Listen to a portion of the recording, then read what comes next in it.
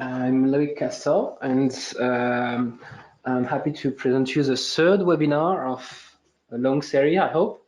And this one is about incident response. So just about the introduction, I work at SSL 24/7, as you probably know, since you joined this webinar. I'm a CREST certified pen tester, and I lead a team of 10 engineers dedicated to pen test, security review, and of course, incident response. So the goal of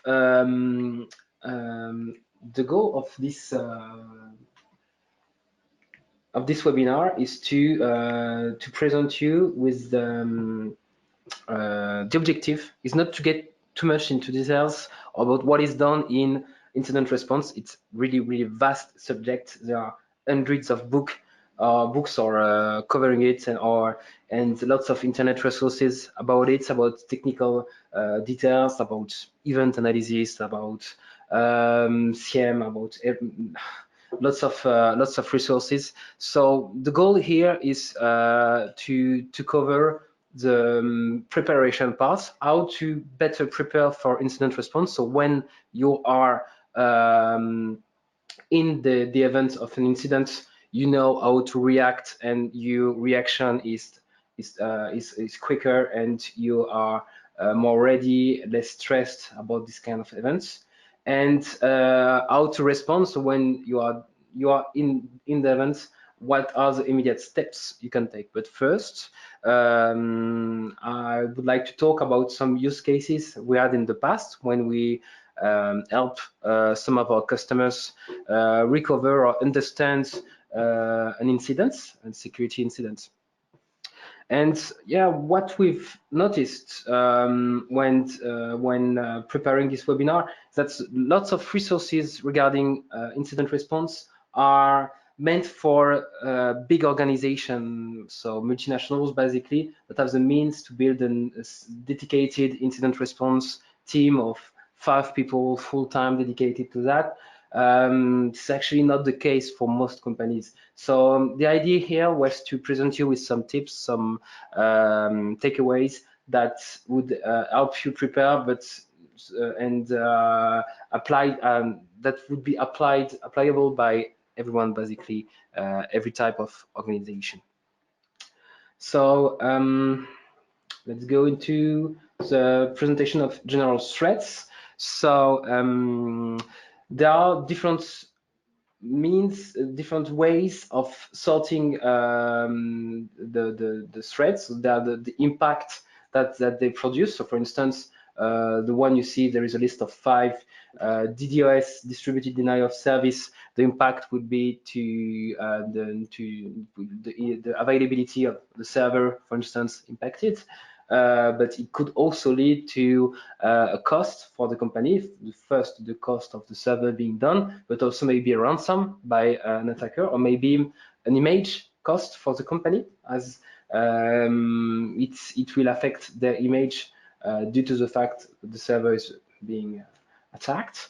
Phishing cases, so there are the impacts, and you can also classify them by attack vectors. So for instance, phishing, the attack vector is a human, could be an external medium like a USB key, could be a web attack, it could be based an attack on the server, could be an attack by an employee of the company trying to steal some data or to affect the company in any way. And so we're presenting here 5 different types of threats that we generally work with our customer to help them recover from them. So of course, ransomware infection is ransomware is a type of malware. It's under differently than global compromising. Global compromising when an attacker went further and then compromising one server, for instance, and laterally moved to compromise more than one server, the majority of the infrastructure of the organization.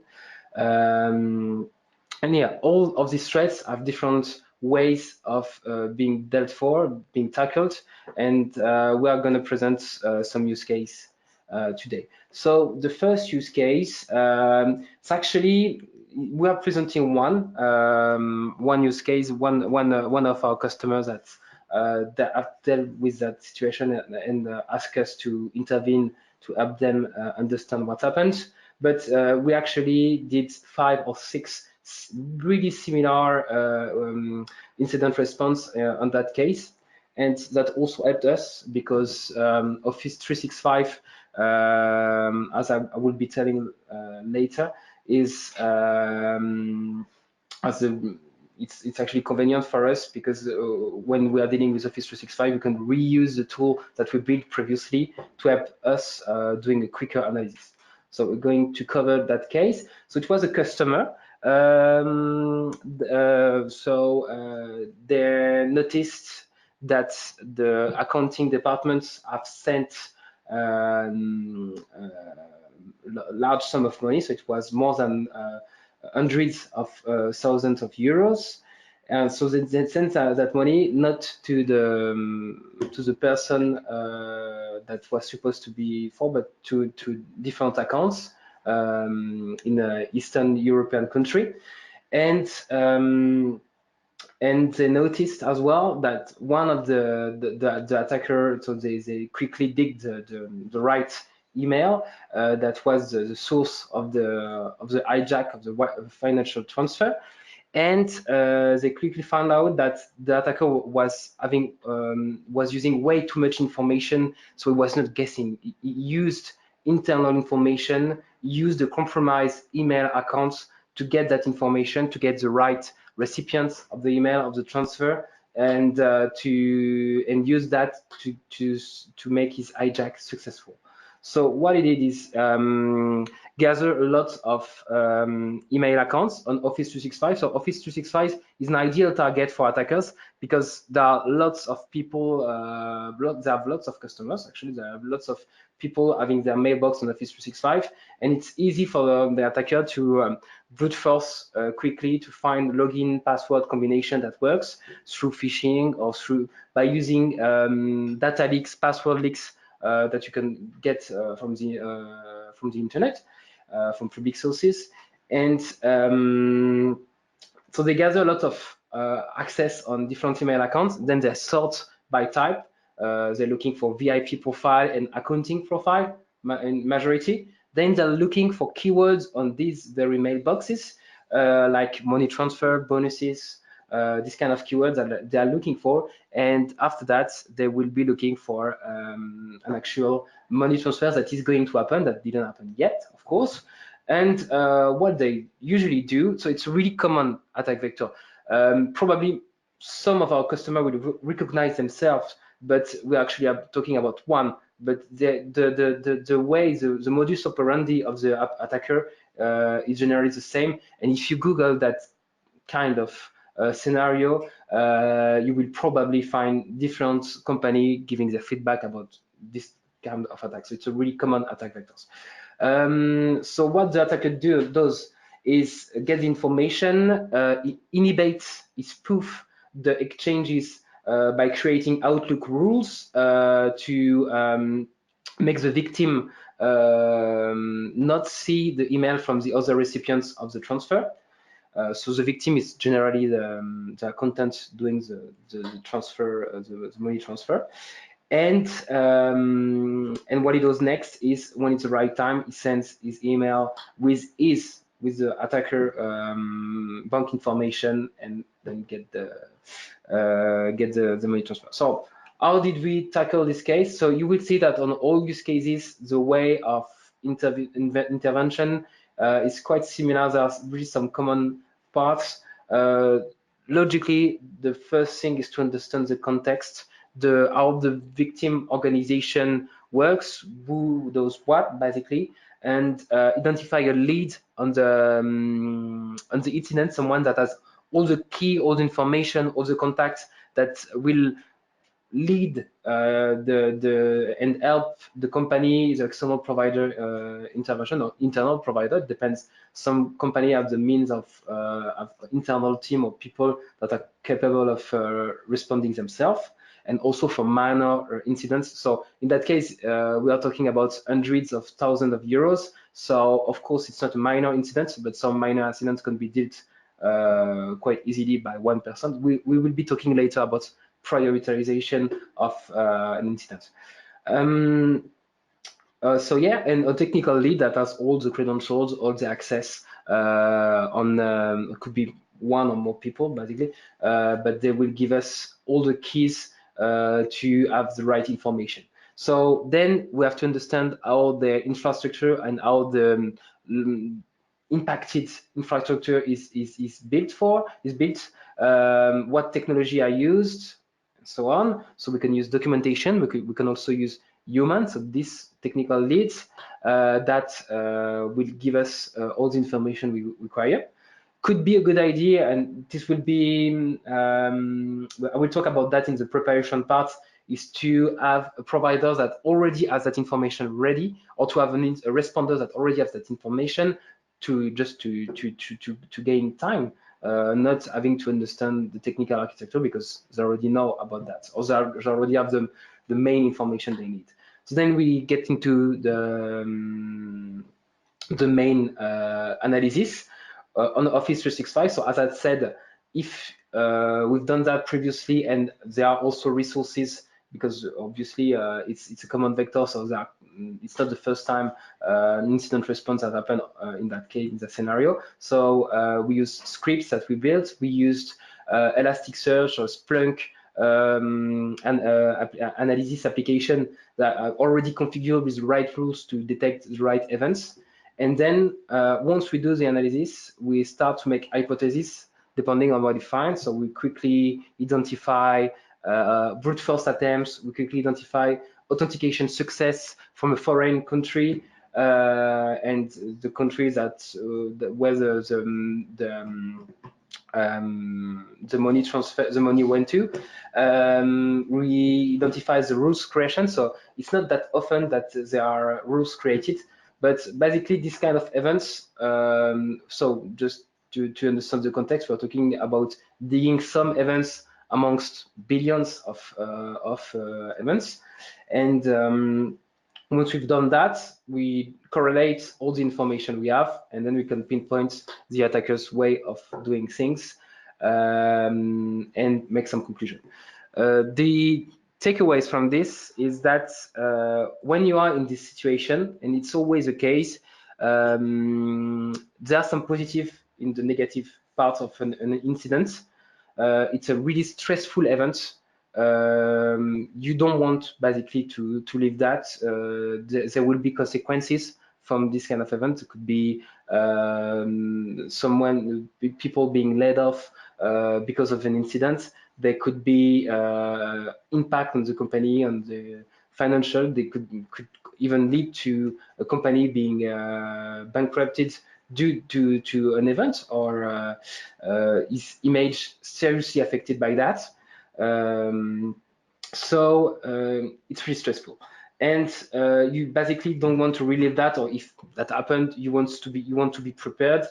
But basically, yeah, you don't want to relive that again. So it's really easier to apply the recommendation that wouldn't be applied in normal time, previous incident, for instance. So one of the example of recommendation we made in that case, and that were applied quite quickly, were to enable double factor authentication on Office 365. So that would have avoided the whole incident, basically, or that would have made it so difficult that the attacker would prefer another target. Disable forwarding rules company-wide, or make maybe alerts on some kind of events that we used for our analysis. Implement complex and rotating passwords, and so on. So we've built a list of recommendations, and that's also the good thing when you ask for a company that does incident response and penetration testing and security review, is that you're able to get best of both worlds, and you can get security review recommendation after an incident response. Use case 2, so this one is a bit different. It's ransomware. So ransomware is type of malware that basically encrypts the file of the assets where it's executed on, and if you don't have backup, you have to pay a ransom to recover the files. Basically, the attacker is supposed to be the only one with a key, and it will give you only if you pay a ransom generally in Bitcoin. So the objective of the attacker is to get richer, to obtain a ransom from the organization. And in that case, the analysis was that it was a poorly secured RDP server that allowed the first access on the network, on the internal network. And yeah, it allowed the attacker to break in on that server. It did something. We will see what he did just after that. But what the customer noticed, he noticed that the server went down, or the services that were hosted on the server went down at some point. They looked into it and they saw the files encrypted by the ransomware. So they concluded that it was a ransomware attack, but they asked us to do the analysis. And then we proceeded with the same, understanding the context, technical incident leads, definition, technical architecture understanding, and then we had to gather evidence without interfering. I will talk about that later, but the goal is to preserve evidence, not to tamper with evidence as much as possible. So we create snapshots. We gather technical evidence on the infected servers because in that case, I think there were more than 100 servers affected on a total of 200, 300 servers in total. So 1/3 was affected, but that's a lot and lots of information to gather. So we have also to have the right toolkits and the right resources to analyze that. When I analyze all the information, all the logs, Windows, Linux logs, application logs, artifact that you can gather on a machine, depending on the OS.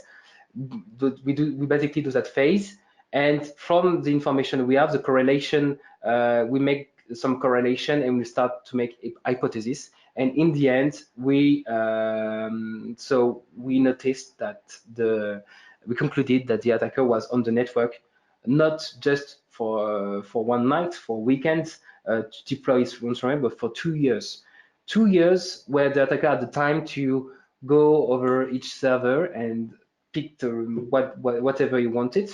And we were able to retrace that, fortunately, and to basically get what data he has obtained, what data he has exfiltrated, and that helped a lot in that case.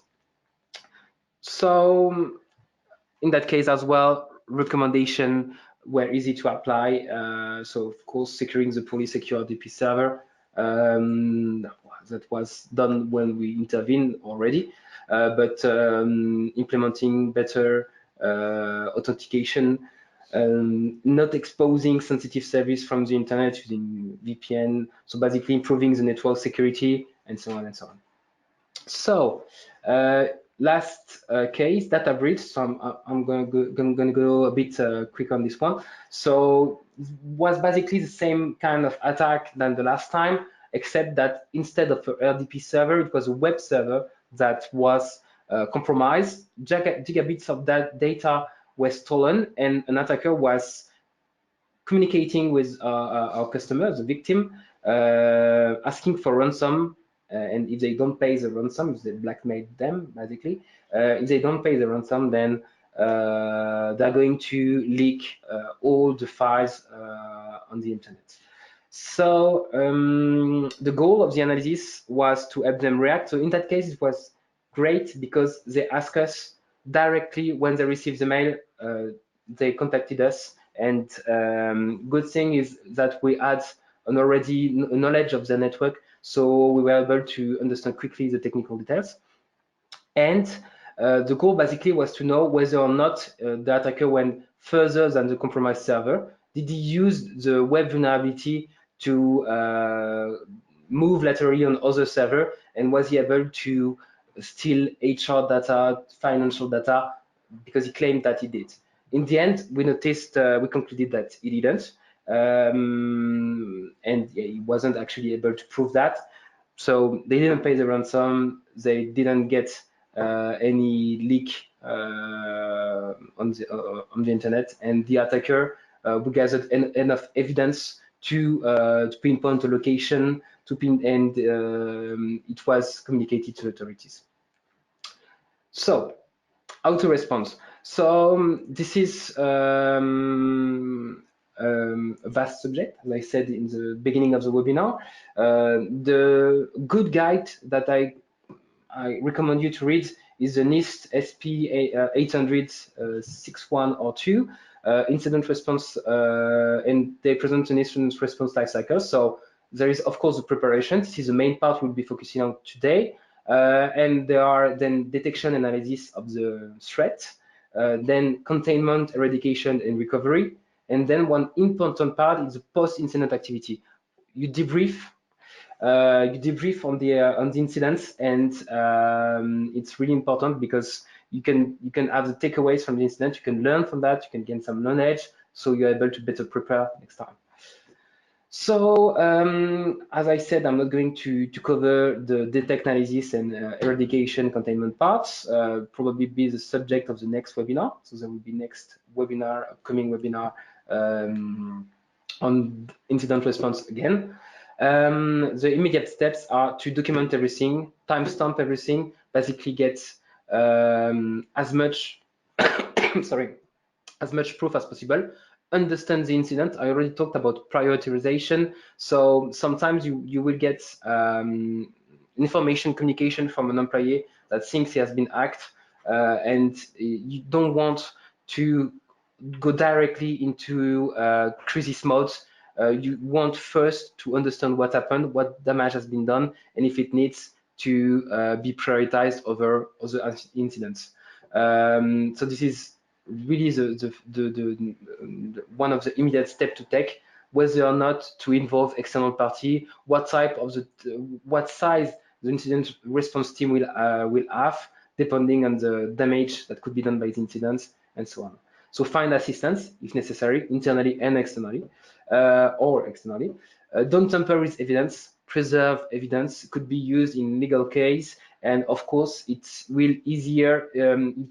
If you tamper with evidence, the analysis will be more difficult because you will have to treat, for instance, the administrator logging again on the server or trying to recover something. Just don't touch as a server, or if you have the choice, if you have that choice, and let them running, but disconnect them from the network. So for instance, the provider can take a memory snapshot of them, copy bitwise copy of the hard drive, and so on. Investigate the root cause of the incidents, externally or internally, and notify the authorities. The next steps that will be covered in the next webinar, with external help or not, would be to do threat hunting, find if the locally affected machine threat is affecting other machine that were not declared yet. Preserve the data, elaborate a time frame, chain of custody, evaluate the damage done by the threat, and profile an attacker if possible. If you're able to pinpoint where he is, maybe you can use public sources to know that it's an attack that is ongoing on other customers as well, and then you can on other companies, and then you can use that knowledge to better profile the attacker and maybe better eradicate the threat. And of course, the last step is to recover a sane information system. So the worst case scenario for responder is basically to arrive at the customer, understand what happened, the context, and find out that all the logs have been erased due to retention length that is too low, and they don't have backup, so you can basically recover the important logs, for instance, the security logs on Windows. This would be worst case scenario. We have some customers that are really of small size, like 5 people companies that got hacked, basically. It happens a lot that we don't have access to logs for analysis. So I can already tell you that the analysis would be poor compared to if we have logs. But yeah, there are some ways to also use artifact and some information on the operating system to trace back without log. But anyway, it's difficult.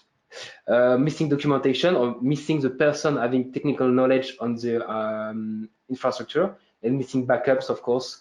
Backups could help recover from the incident, but also could help because they contain previous logs. Preparing by detecting, security watch, monitor network system application, analyze logs. It's even better if you have a contract with the security operations center, or if you have an internal security operations center. You can use honeypots to have very few false positives and to detect a threat. For instance, internal honeypots that send an alert when it's being scanned on an internal network. That shouldn't happen, except if you do pen test or if you have someone on the network, an attacker. Of course, that's logical, but protection is the logical. If you are protected, if you have secure network, you won't get attacked, or there is less chance that will be attacked. So audits, awareness training, security best practice, network security, antivirus, IPS, malware prevention that would stop the attack right away. External provider. So more and more we're in the situation when our customers, they want quick intervention with an SLA. Basically, they want us to intervene the next day. So there are some contracts that exist, retainer contracts, when you can get that kind of service. And it will facilitate the intervention, and also could include some part where there is a service where the infrastructure is and the documentation is ready, is available for the provider, so it doesn't waste a day understanding the company technical details. All that to build an incident response plan. So basically, organization who have to be involved, HR, legal, IT, during an incident response. Define a policy on what to expect from an incident response, and define procedures, tools, technology, resources. For instance, have a wallet ready with common malware analysis tool, incident response tools, to have a laptop dedicated to that could be infected and has to be reset every time there is an incident response. Build a business continuity plan, list of critical assets, and who to communicate with. So don't hesitate to start writing question before I'm doing the conclusion on using the GoToMeeting question parts, if you have some. Most important part of the post-incident meeting, have takeaways. After an incident, take the time to do a